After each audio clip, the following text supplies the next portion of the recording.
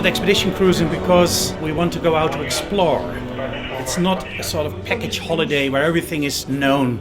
We also want to go out and be surprised. That's the nice thing, I think, that people want to be surprised. Maybe they don't know it even, but there is so much that we can't predict even. The weather is always different, so every trip is different. But also we are on a ship, we're together, we form a sort of little world, and we are self-reliant, so it is an expedition. It's not just a cruise. An expedition in the old tradition like Shackleton and Scott, of course, that's not the same. It will be a holiday still. But we want also people to be surprised and to admire the beauty of this continent.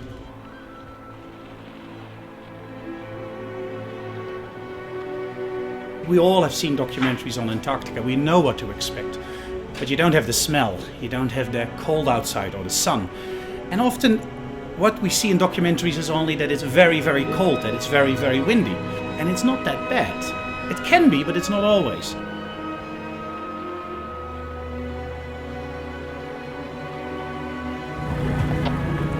We have these what they call zodiacs. They're flat-bottomed boats with which you can land really easily on rocks and on beaches.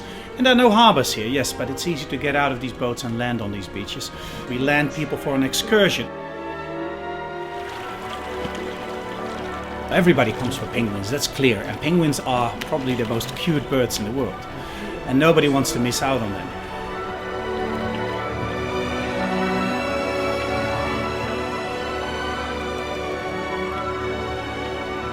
But what is special in Antarctica is animals coming to you.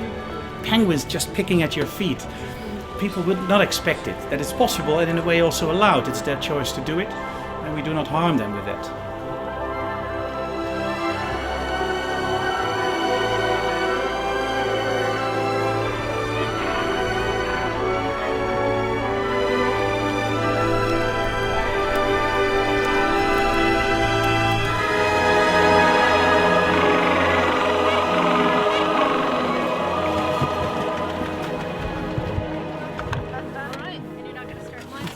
We also organize kayaking. It is a beautiful way to go out because you're in a small group and again, you're not disturbing anything. You're in the wilderness. Penguins come to you, whales come to you, and it is a magnificent experience, I think, to be there with a small group in the silence of the Antarctic beauty.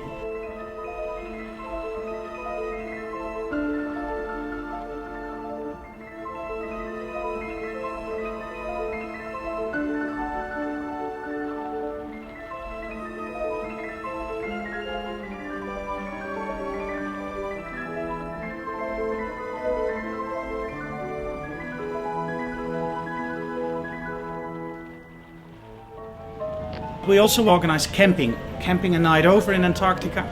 It is a beautiful experience. So be with a small group and share this experience, not with 100 people, but only with 15 or less.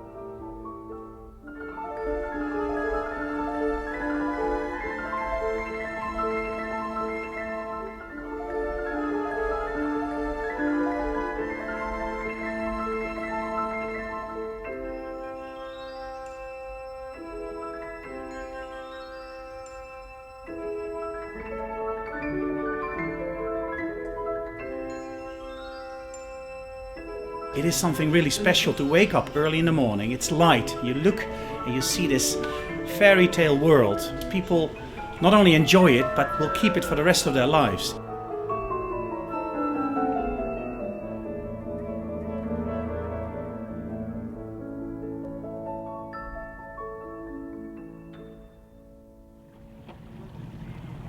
People think an expedition cruise, oh, I have to be an explorer. But that's of course not true. It's very different from in the old days. We have a beautiful ship with a lot of luxury on it. People have cabins with beds and not just bunks somewhere far away in the ship. And the catering is just like in a restaurant. It's good food, fresh food, and not the dried stuff that the old explorers had. We have a professional staff, a professional team. We have the most modern techniques. So even people that are sort of not a Superman can join these expeditions. The weather can be different. You land when it's sunny, maybe you come back when it's cold and windy. That always can happen here. But that's all in the game. And we like people that still can enjoy, even if the weather is maybe not so good, but have a sort of passion for being out.